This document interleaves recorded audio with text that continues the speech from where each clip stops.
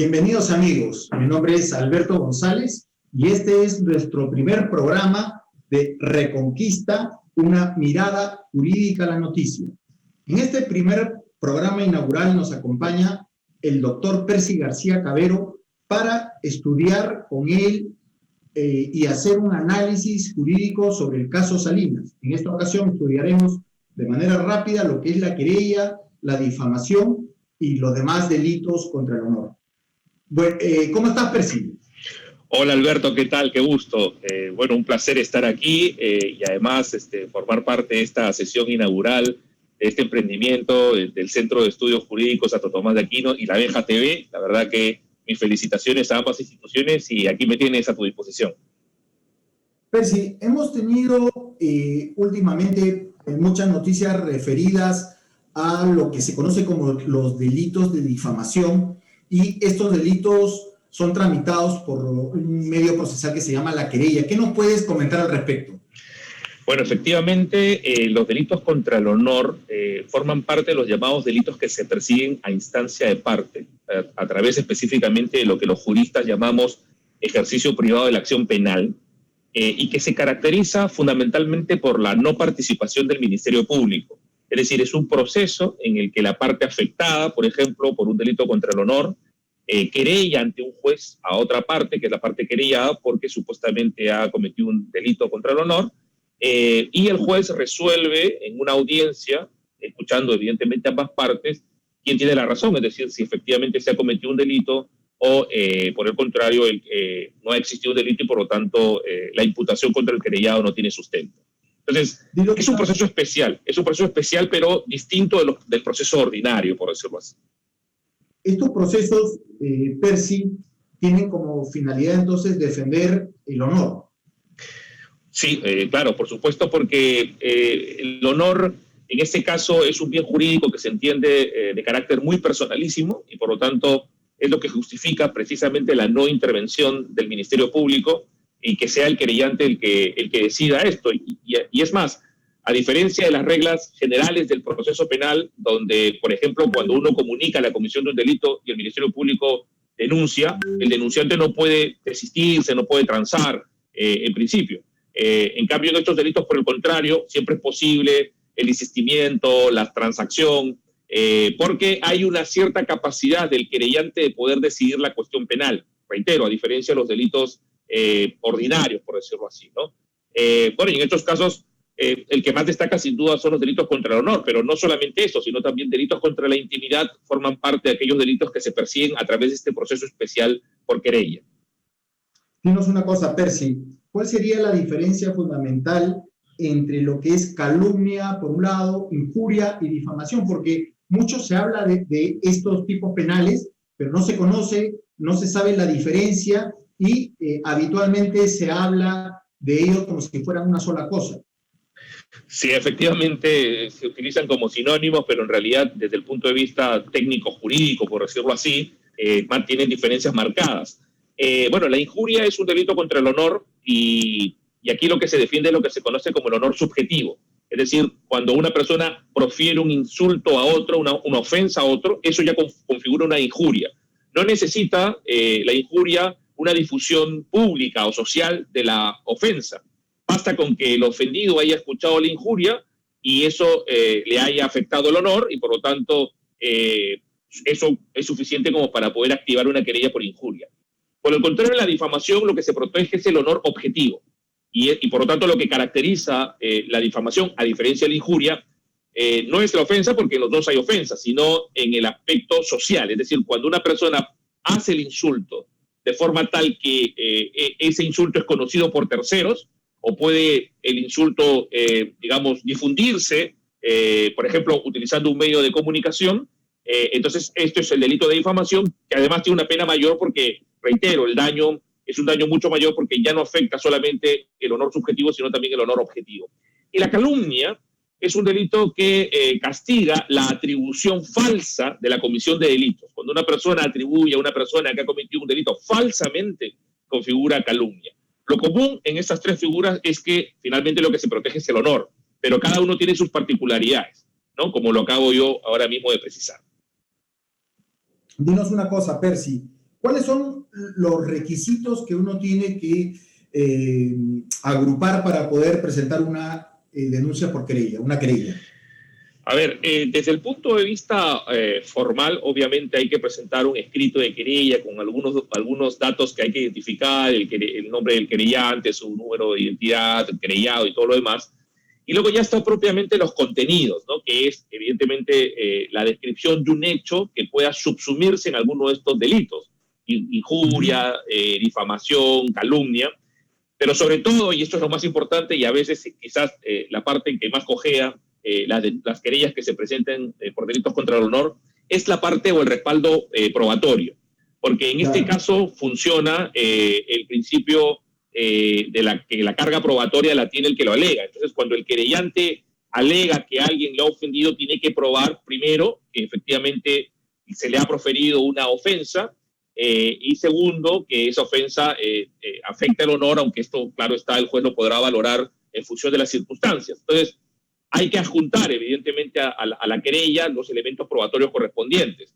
Eso no es difícil cuando se trata de un delito, por ejemplo, difundido en los medios de comunicación, porque como la publicación siempre tiene un respaldo documentario, o un sustento documentario, o en todo caso está en Internet, se puede hacer una contratación notarial y con todos esos datos se puede efectivamente adjuntar a la querella como elementos probatorios, ¿no? Y luego ya viene la discusión propiamente jurídica en el sentido de si ese hecho o esas imputaciones de hechos que se hacen realmente constituyen una difamación, una injuria, una calumnia, ¿no? Y eso ya lo valorará jurídicamente el juez y decidirá en la audiencia de juicio.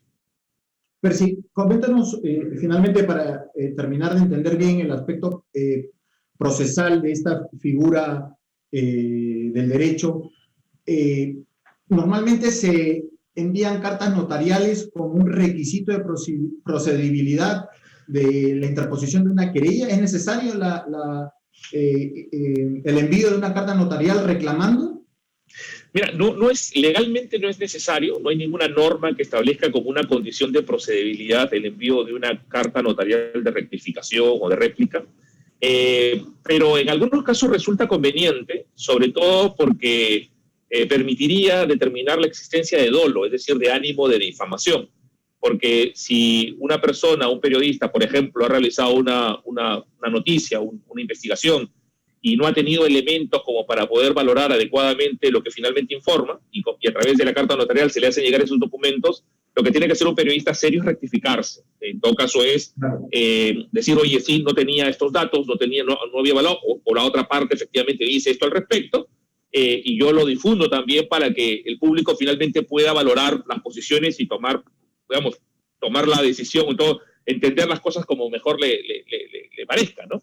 Entonces, cuando una periodista recibe una carta notarial y no hace esa rectificación o no le da la oportunidad a la otra parte de decir lo que tiene que decir al respecto, entonces eso puede mostrar o puede ser un elemento acreditativo del dolo. Es decir, que la persona cuando difundió la noticia no tenía intención de difundir una noticia objetiva, sino por el contrario tenía la intención de denigrar, de ofender. Entonces, es más una herramienta, diría yo, para poder aclarar el dolo. Y por eso cuando, por ejemplo, la difamación es abierta y manifiesta, ¿no? O sea, claramente, o con un insulto, por ejemplo, realmente yo no enviaría ni siquiera una carta notarial. Yo directamente enviaría una querella, porque ¿qué le voy a pedir que se rectifique a una persona que, por ejemplo, ha proferido un insulto injustificado, ¿no? Entonces, normalmente estas rectificaciones se dan cuando, por ejemplo, se tratan de periodistas o se tratan de afirmaciones que pudiesen estar basadas en alguna información falsa que uno le demuestra a través de elementos probatorios que las cosas no son como uno ha creído, ¿no? Entonces, yo creo que sí, o sea, hay que analizarlo caso por caso, pero no es una condición necesaria para el entablamiento de una querella. Dinos una cosa, Percy, ya haciendo un análisis jurídico de la noticia, fue muy conocido el hecho de que tú fuiste el abogado defensor de Monseñor Eguren, quien hizo una querella al periodista Pedro Salinas. Fundamentalmente, ¿cuáles fueron los motivos por los cuales se accionó de esa manera contra Salinas? Mira, en enero del 2018, ustedes sabrán, pues recordarán que vino el Papa Francisco a hacer su gira latinoamericana y vino también al Perú. Y entonces Salinas, como buen anticlerical que es, salía en entrevistas o publicaba comentarios o columnas de opinión bastante críticos, en general, lo que él llamaba el modo papa, ¿no? O sea, como que todos los peruanos estábamos idiotizados en el modo papa y no teníamos capacidad de poder valorar adecuadamente la situación de la iglesia en el Perú, según Salinas. Entonces, el señor Salinas, a raíz de esa posición que tiene personal, sacó una noticia en el diario, en La Mula, y en el que al que calificó, bueno, le dio por título El Juan Barros peruano, y en el que prácticamente decía que Monseñor Eguren era un traficante de tierras, por un lado, y además un creador también con Figari del sistema de abusos físicos, psicológicos y sexuales.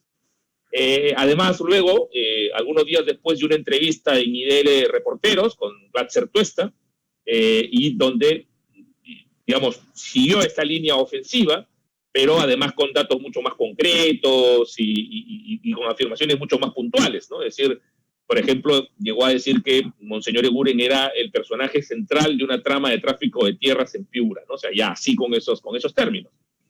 Entonces, Monseñor Eguren evidentemente estuvo un poco consternado por esa situación, por esas afirmaciones hechas por el señor Salinas. Me consultó en su momento qué pensaba al respecto. Yo dije, bueno, yo creo que aquí lo conveniente es enviar una carta notarial al señor Salinas pidiendo que se rectifique, ¿no? O sea, que en el caso de las afirmaciones sobre abusos de todo tipo, el señor Salinas en mayo del año anterior había denunciado a Monseñor Eguren ante la Fiscalía por organización criminal, lesiones psíquicas, secuestro mental, y la Fiscalía en doble instancia había dicho que no había ninguna base para poder atribuirle un delito a Monseñor Eguren. Entonces le recordó en la carta notarial, oiga, usted me ha denunciado, la Fiscalía se ha pronunciado, entonces ¿por qué usted persiste en decirme que soy un abusador? ¿Él fue excluido de esa denuncia? Sí. ¿O la denuncia de manera completa fue archivada? No, bueno, inicialmente, o sea, lo que pasa es que en el caso de Monseñor Eguren era tan absurda la denuncia, o sea, tan carente, que lo que hubo es prácticamente un rechazo liminar.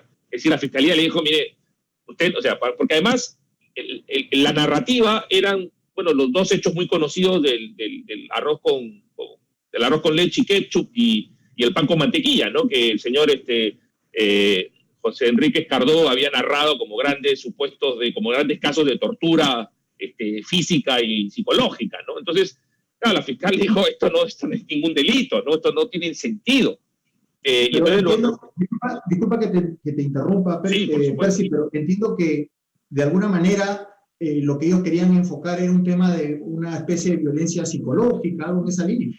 Sí, bueno, secuestro mental, que era una organización criminal, y violencia psicológica, lesiones psíquicas, en fin, todo un planteamiento bastante particular, por decirlo menos, respecto a la comisión de delitos. Entonces, la fiscal le dijo, mire señora, esto no tiene lo archivó prácticamente de manera, después de un análisis de varios meses, y esto fue quejado, es decir, el señor Salinas presentó una queja, subió al fiscal superior, y el fiscal superior dijo, efectivamente... La queja es lo que se conoce en el derecho penal como la apelación, ¿no? Claro, a nivel del Ministerio Público. A nivel del Ministerio Público, claro, el recurso de queja, se presentó un recurso de queja por parte del señor Salinas y el fiscal superior le dijo, mire, esto no tiene ningún tipo de delito. Entonces, Monseñor Eguren le dice al señor Salinas, ¿por qué me sigues diciendo que yo soy un abusador o un encubridor de abusos, un tal, si ya el Ministerio Público ha procesado tu denuncia y dice que no hay absolutamente nada? Y en el caso del tráfico... La justicia peruana ya se había pronunciado de manera expresa y había liberado a Monseñor Eguren de toda responsabilidad respecto a esa imputación concreta. Desde mayo del 2016. Desde mayo del 2016. Y estas afirmaciones de Salinas fueron en enero del 2018. Es una denuncia presentada por el mismo Salinas. O sea, Salinas tenía forma de saber de que no había una responsabilidad penal de Monseñor respecto a esa imputación concreta. Obvio, al punto que él fue el que presentó el recurso de queja, o sea, sus abogados, o sea, en su defensa, o sea, podrá decir muchas cosas, pero que no sabía, no. O sea, entonces, eso fue una de las cosas. Y lo otro, lo del tráfico de tierras, él dijo, oye, sí, yo no tengo ninguna denuncia, y además tu fuente es un tipo que ha estado preso por homicidio, robo agravado, esa es la fuente, que es el reportaje Al Jazeera, que es un reportaje espantoso, que no tiene ningún tipo de rigurosidad periodística, en el que se decía cosas que son, vamos, o sea, que ya no son ni siquiera, o sea, no digo que no estén probadas, no son ni siquiera verosímiles, o sea, no te digo eso, es como un relato fantasioso. Entonces, prácticamente se le dijo, bueno, en muy buenos términos, ¿no? Y al final incluso recuerdo un párrafo final que Monseñor Eguren creo que lo hizo, digamos, con bastante corazón, por decirlo así. Dijo, o sea, yo entiendo que la labor periodística, pero creo que usted como periodista tiene que buscar la verdad. Entonces yo le pido que por la verdad tenga en cuenta todos estos datos que le estoy dando. Salinas sacó una segunda nota, un segundo artículo que se llamaba La Carta del Sodalite Eguren, donde con desprecio publicó la carta de Monseñor Eguren, y claro, todo un artículo donde lo que hizo fue profundizar todas sus ofensas. Sí, claro, obviamente, ¿no? Claro, donde le dice que cree que porque tienes sotana. No solo no se rectifica, sino que hace mofa del reclamo. Totalmente. Dice, ¿qué crees? Que porque tienes un sodileo o una sotana no te va a poder decir tus cosas. Una cosa así, si quieres queréllame, aquí estoy, o sea, en plan Salinas, ¿no? Entonces, claro, bueno, ahí ya Monseñor Eguren recibió tomó conocimiento de esta publicación y bueno, activó lo que cualquier ciudadano, y él no deja de ser un ciudadano, como cualquier ciudadano con DNI puede hacer, que es iniciar un proceso penal por querella, que finalmente en primera instancia lo encontró culpable, ¿no? Y lo condenó por delito de difamación. Dinos una cosa, Percy, ahí hay un tema que no se llega a entender muy bien, es cómo es posible que haya existido un desistimiento de la querella si es que había una condena. Claro, o sea, el desistimiento es posible en cualquier momento de estos procesos por querella, o sea, procesos en los que el querellante es el que impulsa, por decirlo así, el proceso. Existe siempre la posibilidad de desistirse en cualquier momento.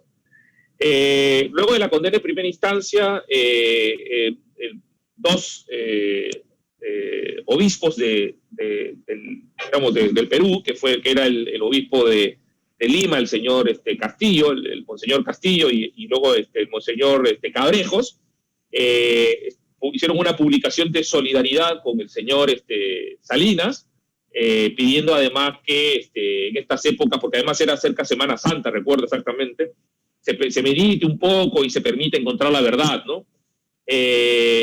Donde prácticamente el monseñor Eguren se sentía absolutamente dejado sin piso, porque es paradójico, ¿no? Es decir, el monseñor Castillo y monseñor Cabrejo sacan un comunicado de respaldo a Salinas sin haber escuchado a monseñor Eguren, sin haberlo citado, a decirle por qué es querellado, ¿no? ¿Cuáles son las razones? ¿Hay alguna forma de poder resolverlo? O sea, nunca la escucharon a monseñor Eguren y sacan, o sea, miren, yo no lo sé, pero las condiciones mínimas de cualquier proceso es escuchar a las dos partes, ¿no? Y yo no me imagino obispos del Perú, que en un tema como estos escuchen a una sola parte y no escuchen a la otra parte.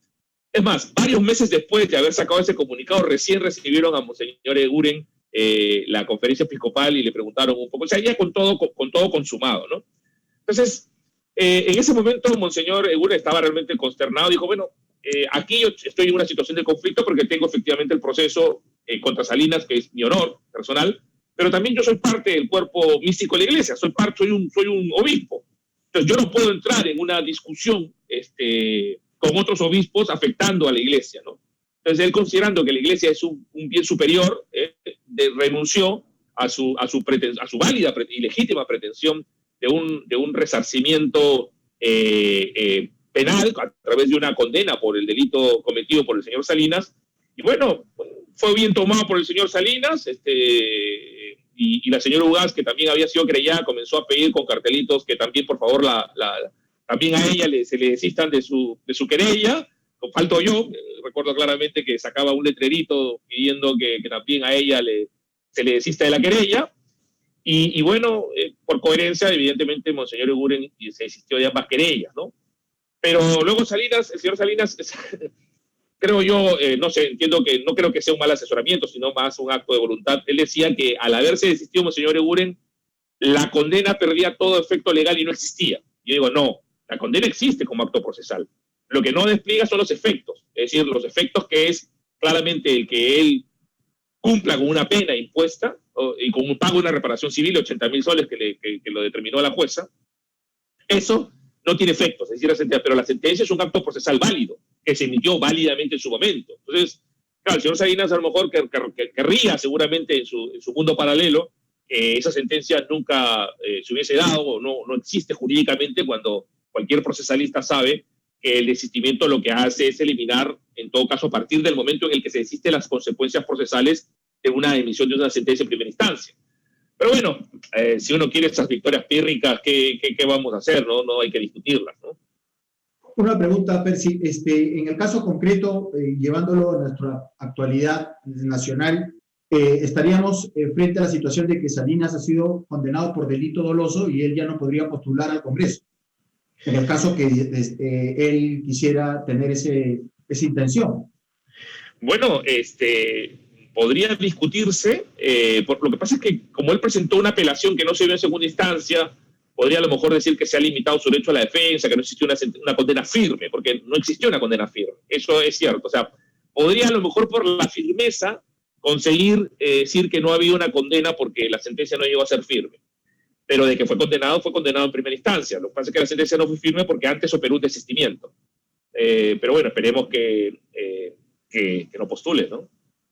Dime, Percy, ¿existe toda una campaña que se va generando en los medios políticos de diferente índole de desaparecer el delito de difamación? ¿Tú qué opinas al respecto? Sí, efectivamente, se han manejado incluso proyectos de ley que tratan de convertir el tema de la difamación en un tema patrimonial. Mira, yo la verdad que no lo veo tan mal, porque uno pensaría, oye, pero ¿cómo es posible? No lo veo tan mal si es que efectivamente las reparaciones civiles siguen la línea del tort law americano, es decir, del derecho, o sea, de que la reparación civil no sea resarcitoria, sino punitivista. Es decir, las típicas reparaciones civiles de $1 millón, o sea, o de $500,000, o sea, que además solidariamente el medio de comunicación lo tenga que asumir, por ejemplo, ¿no? Yo creo que cuando los medios de comunicación, porque ahora, ¿cuál es la situación, no? Entonces, claro, querellas al periodista, querellas al que insulta, pero el medio de comunicación te pone el abogado, pero quizás su incidencia no pasa más que de una pequeña reparación civil de algunos miles de soles. Pero si tú haces solidariamente responsable al medio de comunicación por la reparación civil, por la indemnización, que tiene además un efecto punitivista y que tiene una cantidad importante, yo creo que eso puede generar una mayor intimidación en los medios de comunicación para controlar que sus periodistas no se disparen en afirmaciones no contrastadas o incluso en calificativos que definitivamente no tienen ninguna justificación, ¿no? Entonces yo creo que habría que analizar, yo no generaría un rechazo inmediato a esta alternativa, pero claro, si lo vamos a despenalizar simplemente, como creo que propuso el señor de Belaunde, el congresista de Belaunde, si lo vamos a convertir, o sea, si vamos a pasar de un tema penal a civil, eso es prácticamente dejar el honor, o sea, al margen, ser un bien jurídico importante, ¿no? Porque si lo convertimos en un tema meramente civil, está claro que estamos desvalorando el honor, ¿no? Es decir, estamos permitiendo que nos convirtamos en una sociedad del insulto y la difamación. Pero si por el contrario se trabaja un proyecto de ley en el que la reparación del daño es una reparación no solamente resarcitoria, sino también punitivista, ¿no? Con solidaridad, por ejemplo, del medio, creo que eso podríamos evaluarlo, pero creo que es así como así no ha sido enfocado, por lo menos en los proyectos de ley que se han trabajado en el Perú hasta ahora. Dinos una cosa, Percy, ¿tú cuál consideras que es el límite que debe existir entre la libertad de expresión por un lado y la posibilidad de entablar estas querellas por difamación? Mira, este es un tema que está trabajado por el TC y por la Corte Suprema, un acuerdo plenario bastante, claro, diría yo, y al que prácticamente no hay que agregar muchas cosas. Por ejemplo, o sea, la libertad de expresión se manifiesta en una vertiente de información y de opinión. La información es la información sobre hechos. Por lo tanto, aquí el test en el que se analiza la información es verdad o falso. Por lo tanto, en este caso, el periodista que cumple con el deber de información tiene que realizar una labor mínima de contrastación. Es decir, no puede, por ejemplo, basarse en una declaración simple de una persona sin hacer una mínima labor de corroboración. Es cierto que puede existir información insuficiente y a lo mejor el periodista en esa labor de información no da toda la información. Pero para eso precisamente están los pedidos de rectificación que se pueden hacer a través de cartas notariales, sino que el periodista, dentro de esa honestidad periodística, tiene que efectivamente también informar. Por otro lado, en el caso ya de la opinión, ¿no? Aquí claramente el control no es de verdadero o falso, porque la opinión en realidad no es verdadero o falso. Una persona puede opinar sobre un hecho determinado. Muy subjetivo, ¿no? Exactamente, pero en la opinión, sin embargo, sí uno tiene que evitar la utilización de frases objetivamente denigratorias, ¿no? O sea, por ejemplo, ¿no? El señor Salinas decía, Eguren se hace un cojudo. Perdóname la expresión, estoy siendo descriptivo, ¿no? Simplemente. Entonces, eso no es opinión, ¿no? O sea, uno puede decir, bueno, el señor Eguren se hace el desentendido, pero yo puedo perfectamente utilizar esa afirmación y no atribuirle un insulto como hacerse el cojudo, ¿no? O tremendo hipócrita, ¿no? En fin, entonces, todas estas afirmaciones que el señor Salinas hacía eran afirmaciones que podían tener juicios de valor, pero eran juicios de valor utilizando afirmaciones objetivamente denigrantes. Entonces, eso evidentemente traspasa el ejercicio legítimo de la libertad de opinar y entra ya en el ámbito de la difamación, de los delitos contra el honor, ¿no? Entonces, es muy claro, los hechos se corroboran y las opiniones no se hacen insultando. Es muy sencillo este esquema y creo que no es tan difícil de entender. Claro, ese es el grave problema, que no se quiere entender o no se quiere comprender esa diferencia que tú estás mencionando entre la corroboración por un lado de los hechos y por otro lado que la opinión no sea ultrajante del honor de la persona, ¿no? Que de manera objetiva, como todos sabemos muy bien, podemos llegar a entender cuando se está ofendiendo o agraviando a la otra persona simplemente por el ánimos de causar daño y de burlarse de la otra persona, ¿no? Pero si ya para cerrar este programa del día de hoy, dime una última cosa.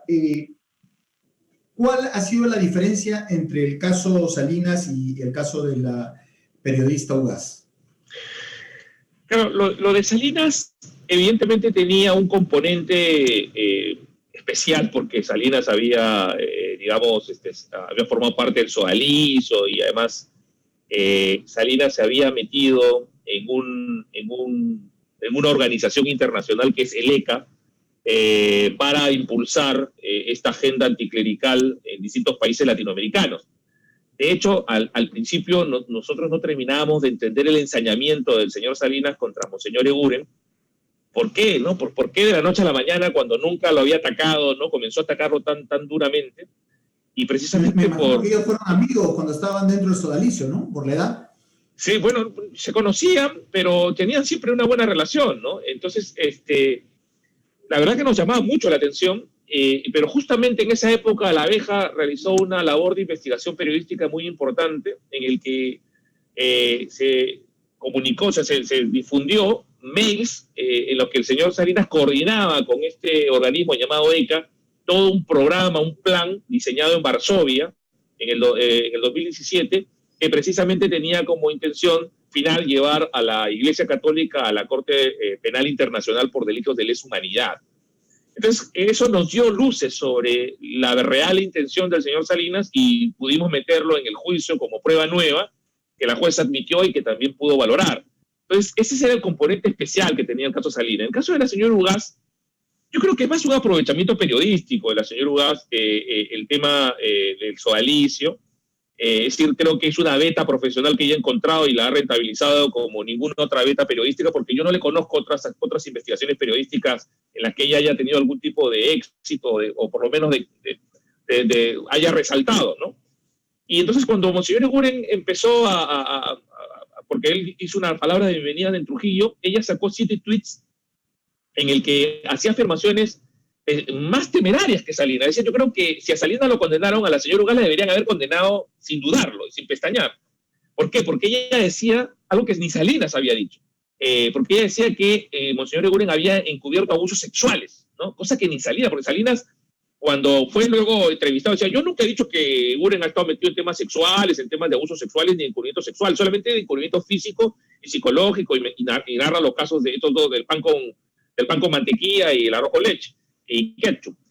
Pero la señora Ugaz, ella decía que Monseñor Eguren era un encubridor de abusos sexuales, cosa que ni Salinas había hecho. Entonces, yo creo que si esto hubiese llegado a un juez objetivo en su momento, la señora Ugaz habría terminado condenada. En mi perspectiva, en mi valoración como abogado, y creo que ella la sacó barata, ¿no? Es decir, le benefició muchísimo el hecho de que por las razones internas de la Iglesia, Monseñor Eguren se haya desistido de la querella de Salinas, porque podría no haberse desistido de la querella de la señora Ugaz, pero la verdad que por coherencia él quiso desistirse de ambas querellas, ¿no?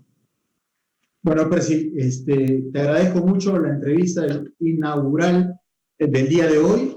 Hemos aprendido bastante sobre estos temas que se escuchan a diario sobre la querella, la difamación. Es importante conocerlo de un abogado que no solamente es especialista en derecho penal, sino que lo ha aplicado en la práctica, es decir, que ha llevado adelante procesos que de alguna u otra manera puede generar, pues, no solamente una referencia en la gente respecto a cómo interpretar bien las cosas, sino también a poder enseñar a la población de manera general la importancia de la utilización de estos mecanismos para defender aquellos delitos que de una u otra manera se cometen por medio de las redes hoy en día que están tan en boga, ¿no? Bueno, queridos amigos, síganos en nuestras redes, laabeja.pe, y hasta una próxima ocasión. Hasta luego.